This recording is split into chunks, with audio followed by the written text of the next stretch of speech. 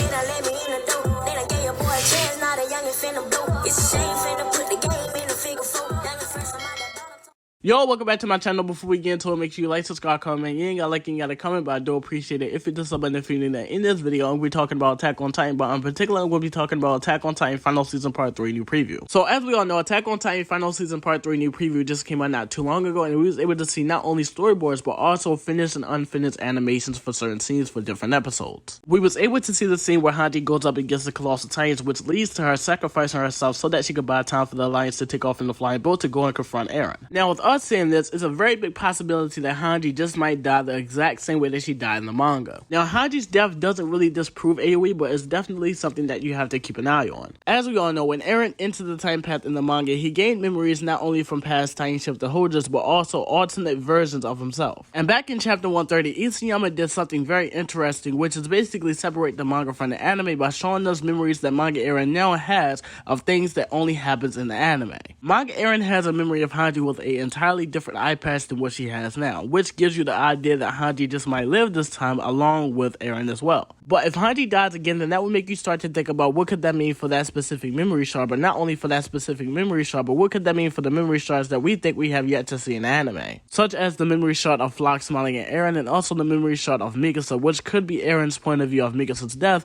or it could be a new way that Eren is going to die. But like I said, Hange's death doesn't really disprove AoE, but it is something that we have to keep an eye on. Now, another scene that was shown was Colossal Titans falling down to the ground. Now, I'm not gonna lie, when I first seen this, I panicked and I started to doom a little. And the reason is because I thought that this scene came from chapter 137, where Armin convinces Zeke to sacrifice himself to stop the rumbling, which would mean that Eren would not go 100%, but instead get stopped at 80% again. Which will also mean that the likelihood of us getting the anime original ending that we really want drastically goes down, because I don't really believe in the whole Warhammer Titan theory. Now, I am going to make a video of me explaining how the Warhammer Titan theory is possible and how it's not possible. But one of the many reasons why it's not possible is because, well, the Warhammer Titan theory can get debunked in the first 2 episodes if a certain scene does get shown. But this scene where the Colossal Titans are falling down to the ground is actually not from chapter 137, but instead is the continuation of the scene where Hange goes up against the Colossal Titans, which means that we still have a lot of hope for an anime original ending. Now, the scene that I really want to talk about and what I'm most interested in is the scene where Kid Eren is crying while sitting up against his tree. Now, when I seen this, my first initial thought was that they was trying to retcon the way how Eren wakes up under his tree in the anime, just so that when the See Later timeline or the Cabin timeline does get revealed, it can make sense. But when I started to think deeper into it being a retcon, I realized that this being a retcon doesn't make any sense in a lot of ways. This being a retcon would be saying that the way how Eren wakes up under his tree in the anime is a mistake. And it's exactly what Saint the Chief said in his AoE debates, not only against me, but also against others who create theories about Attack on Titan getting an anime original ending. Which is that the reason why Eren doesn't wake up to Mikasa Sansu later in the anime is because Wit Studio thought that it wasn't important to the story. Which, in my opinion, is complete bullshit, because if it wasn't important to the story, Isayama wouldn't have waited 137 chapters just to reveal to us the events that leads up to Mikasa Sansu later, and also reveal to us the reason why Eren wakes up the way how he does in the manga. Another reason why it's bullshit is because if it wasn't for Mikasa creating this alternate timeline and experiencing it and learning that even if she would have made a different choice, it still would have led to Eren dying, Mikasa would have never gained her resolve to kill her original version of Eren.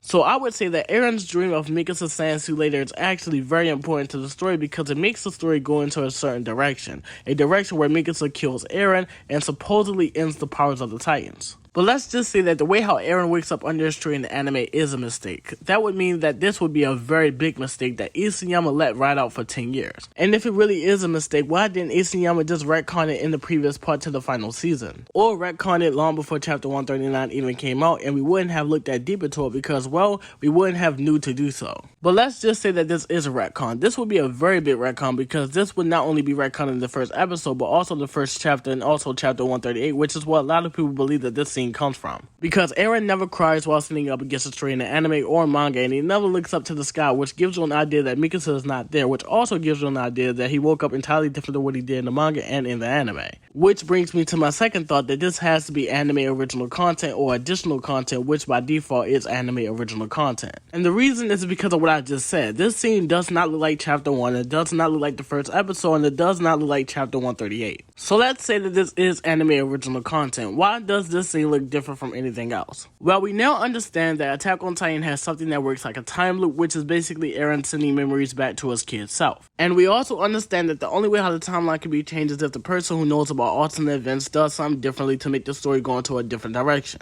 And that person is Eren Yeager, but we now know that Mikasa is also capable of making the story go into a different direction by making different choices. But I would argue that Eren has his hands all over Mikasa going back in time and giving a different answer, which then creates the see later timeline. Because if Mikasa truly did have this power to be able to go back in time and make different choices and create different timelines, then why didn't she just do it after Eren died? So like I said, Eren motherfucking Yeager. So the only thing that can explain why this scene is so different from anything else is because Eren had to send a new set of memories back to the kid anime version of himself, which is what caused him to wake up entirely different than what he did in the first time in the anime, which also creates a brand new timeline, which is very much possible. Because as I said before in the past, when Eren does influence everything to happen the same way that he experienced it, that's him creating the timeline. So this scene being a different timeline is very much possible, but let's be honest, we're dealing with enough timelines as it is, which is why this brings me to my third thought, that this scene is from the opening or the outro for Attack on Titan Final Season Part 3, which is what a lot of people actually believe. It would explain why it's so different, it would explain why Mikasa is most likely not there, it would explain why Eren is looking up at the sky, it would explain equality and also the panel at the end of the scene. So let's say that this is from the opening or the outro for Attack on Titan Final Season Part 3.